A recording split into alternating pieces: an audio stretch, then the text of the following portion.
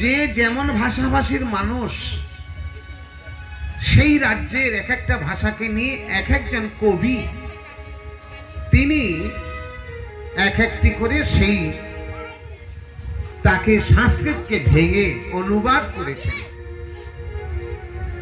যেমন জগন্নাথ দাস আপনাদের উড়িয়াতে আমাদের ভাগবতকে রচনা করেছেন। এই যে আপনারা সকালে এসে হরিকথা, কৃষ্ণ কথা, গৌর কথা, ভাগবত কথা শ্রবণ করবার জন্য বলেছেন, এটাও একটা পূর্বজন্মের সৌভাগ্য না থাকলে হয় না। তাই জগন্নাথ দাস উড়িয়া ভাগবতে বললেন, পূর্বজন্ম ভাগ্য দিছে সেজন সাধু সঙ্গে মিশে, পূর্বজন্ম ভাগ্য নাই এবে খুঁজিলে পাবি কাই। তাই পূর্বজন্মের যার ভাগ্য থাকে না, এখানে আসবে বললেও সে আসতে পারবে না। যদি কারো পূর্বজন্মের ভাগ্য থাকে, সে সাধুর সঙ্গে মিশবে, হরি কথা শুনবে, এবং এই উদ্ধারের পথ, যা জীব উদ্ধার হয়ে ভগবত ধামে গোবিন্দ ধামে গিয়ে মেলবে, সে পথটা সাধুর সঙ্গে গেলেই পাওয়া যাবে। নলিনী দলবতা জলমতা তরণং যাবত জীবনং তাবত মরণম খনমিহ সজ্জনা সঙ্গতি রেখা ভবতি ভবার্ণবে তরণী শ্রীলঙ্কা। নিতাই গৌর প্রেমানন্দে হরি বল। অর্থাৎ 12 বছর ভাগবতী অনুষ্ঠান হচ্ছে। আপনারা বলুন, ভাগবত কে শুনেছিল, কে শুনিয়েছিল? পরীক্ষিত মহারাজ শুনেছিলেন। বাহ, খুবই সুন্দর, মায়ের মুখ থেকে পাওয়া গেছে উত্তরটা। কিন্তু মা, এবার আসুন, যে শুকদেব গোস্বামী ভাগবত শুনিয়েছিলেন তার বাবার নামটা কি? ব্যাসদেব গোস্বামী। ব্যাসদেব গোস্বামীর বাবার নাম পরাশর ঋষি। ঋষি পরাশরের পুত্র ব্যাসদেব গোস্বামী। ব্যাসদেব গোস্বামীর পুত্র হলো শুকদেব গোস্বামী। উনি ভাগবত শুনিয়েছিলেন কাকে? পরীক্ষিত মহারাজকে। হরে কৃষ্ণ। আমার কথায় কথায় যদি কান রাখেন, কথায় কথায় যদি একটু মিলেমিশে আলোচনা করা যায়, প্রথম নম্বর আপনাদের ঘুম আসবে না, জানেন তো? ঘুমিয়ে গেলে কিন্তু আর কোনোটা শুনতে পাবেন না। তাই মায়েদের কাছে, বাবাদের কাছে, ভক্তদের কাছে অনুরোধ করছি, যতক্ষণ ভাগবত কথা শুনবেন, কৃষ্ণ কথা শুনবেন, গৌর কথা শুনবেন, ততক্ষণ কেউ আন কথা বলবেন না। আন কথা মানে বুঝতে পেরেছেন? আন কথা মানে অন্যান্য কোনো কথা। থাকিয়া সমীপে মম কথা না শুনে যে নরে, মরিলে শুকর্জনী হয় সে সংসারে। অর্থাৎ যেখানে গীতার কথা হবে, ভাগবতের কথা হবে, রামায়ণের কথা হবে, মহাভারতের কথা হবে, চরিতামৃতের কথা হবে, চৈতন্য ভাগবতের কথা হবে, হরিনাম চিন্তামণির কথা হবে, পাষণ্ড দলনের কথা হবে, যে কোনো শাস্ত্রীয় কথা, ভগবানের কথা যেখানে হবে, এখানে অন্য কোনো আলোচনা করা চলবে না। এখানে শুধু ভগবানের নাম করতে হবে, নাম শুনতে হবে, অন্তরে চিন্তা করতে হবে। তাহলে পরীক্ষিত মহারাজকে শুনিয়েছিলেন। বাবারা বলুন, পরীক্ষিত মহারাজের বাবার নাম কি?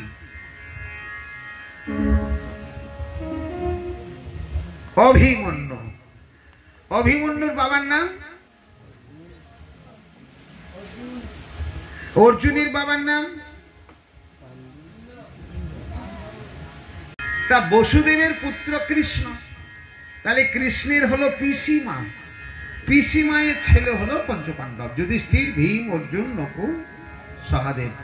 ওমা, কালকে কিন্তু জিজ্ঞেস করব, আগামীকাল মনে রাখলেন কিনা? হরি বল, হরি বল। আমি যে অত দূর থেকে কষ্ট করে আপনাদের চরণতলে এসেছি, একটু যদি আপনাদের মনের মধ্যে রেখাপাত না করতে পারলাম, তাহলে আমার আশাটাই বৃথা হয়ে গেল। এত কষ্ট করে আসা, জানো মা, আমাদের একটা মারুতি করে আসতে গেলে যাওয়া আসায় ৬,০০০ টাকা নিত। কিন্তু ৬,০০০ টাকা তো আমাদেরকে দিতে হবে না, আমরা মোটর সাইকেল করে এসেছি কষ্ট করে। কেন? আমি শুনেছি যিনি আমাকে এখানে আহ্বান করে এনেছেন, ওনাকে আমি প্রশ্ন করছি, আপনি আমার ফোন নাম্বারটা পেলেন কোথা থেকে, যার দ্বারা আমার সঙ্গে যোগাযোগ করলেন? বলুন। হরে কৃষ্ণ। কার মেয়ে? বসুদেবের মেয়ে, মানে কৃষ্ণের ভগিনী মানে বসুদেবের মেয়ে। সম্বন্ধে কি হলো? পিসি মায়ের ছেলে, মামাতো ভগিনী, মানে মামার মেয়েকে বিয়ে করলেন অর্জুন, মধ্যস্থ কিন্তু কৃষ্ণ। এইবার মা অর্জুনের কটি স্ত্রী, মানে কটি বউ বা কটি পত্নী বলবেন, অনেকগুলো ভাষা আছে। ভার্যা বলা হয়, পত্নী বলা হয়, প্রিয়া বলা হয়, প্রিয়তমা বলা হয়, প্রেয়সী বলা হয়, অর্ধাঙ্গিনী বলা হয়, সহধর্মিনী বলা হয়, আর সাদা কথায় বলে বউ। যেই হোক না, অর্জুনের কটা বউ ছিল বাবারে বলুন? না, ভুল হয়ে যাচ্ছে। ওটা তো হিড়ম্ব রাক্ষসের ভগিনী হিড়িম্বাকে বিবাহ করেছিলেন ভীম, কিন্তু অর্জুনের যে বহু কটা, চারটা। প্রথমে হলো দ্রৌপদী, যাকে লক্ষ্যভেদ করে দ্রুপদ রাজার কন্যা দ্রৌপদীকে বিবাহ করেছিল। হরে কৃষ্ণ। ও মা, শুনছেন তো? দ্রৌপদীর কটা নাম জানেন তো? দ্রৌপদী, পাঞ্চালী, কৃষ্ণা, যাজ্ঞসেনী। কৃষ্ণা কার নাম? না দ্রৌপদীর এক নাম। পাঞ্চালী কার নাম? না ওই দ্রৌপদীর এক নাম। কৃষ্ণা কার নাম? না ওই দ্রৌপদীর এক নাম। খুঁজে বললেও ভগবানকে তুমি পাবে না।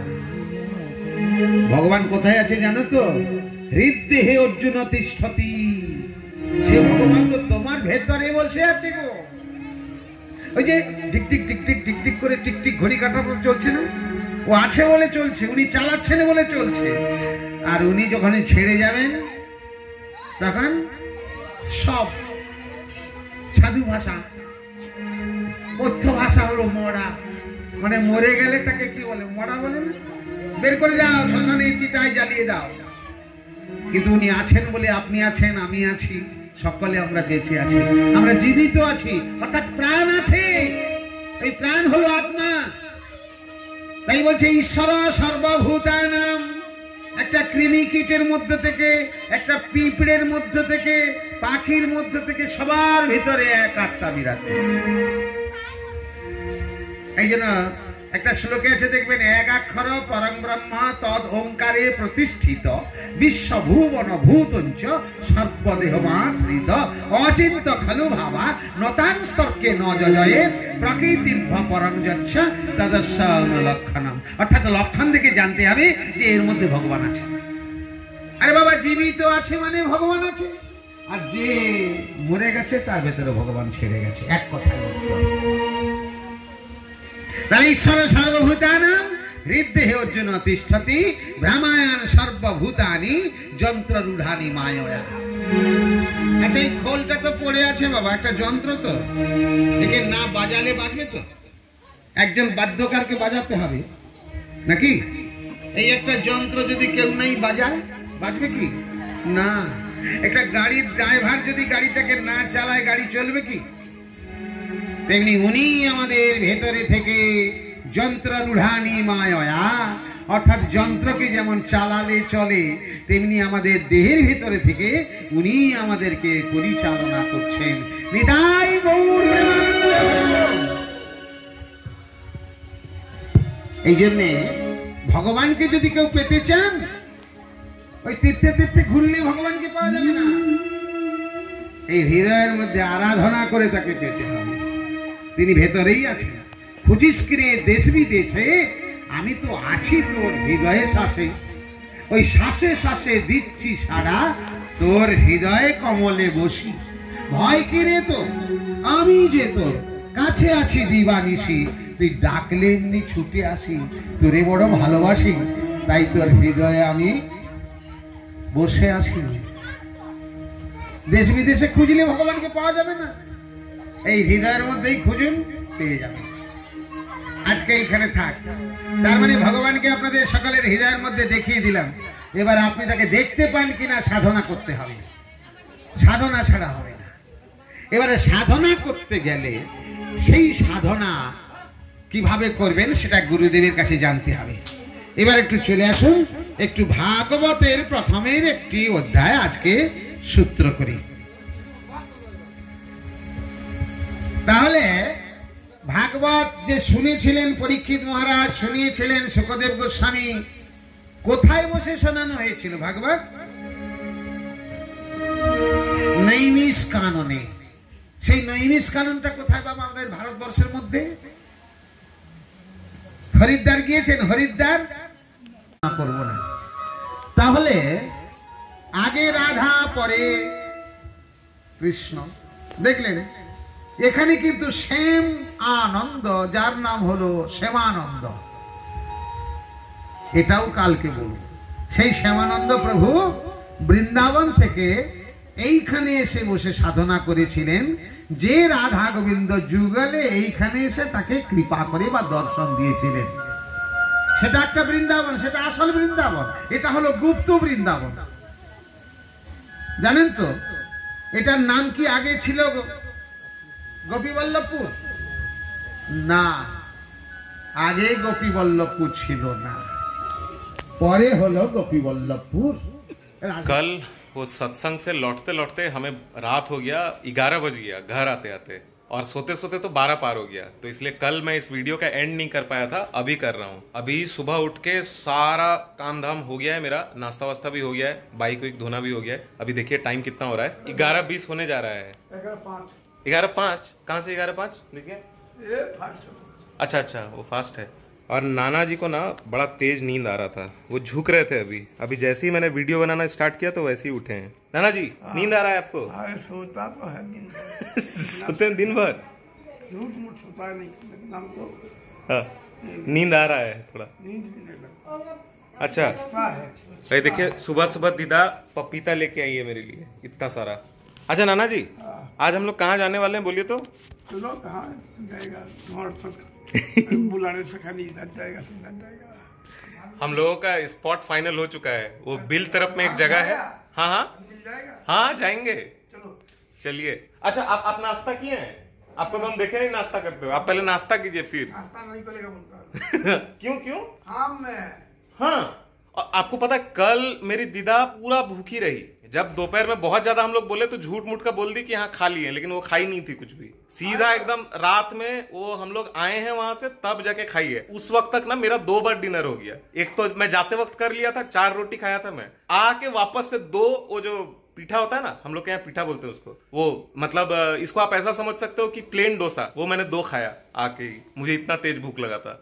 तो खैर फिलहाल इस वीडियो करते हैं यहीं पे एंड। मैं बहुत ही जल्द मिलूंगा आपसे एक अगले व्लॉग में, तब तक के लिए आप देखते रहिए व्लॉग बर्ड्स। और अगर चैनल पे नए हैं तो चैनल को सब्सक्राइब करना बिल्कुल मत भूलिए।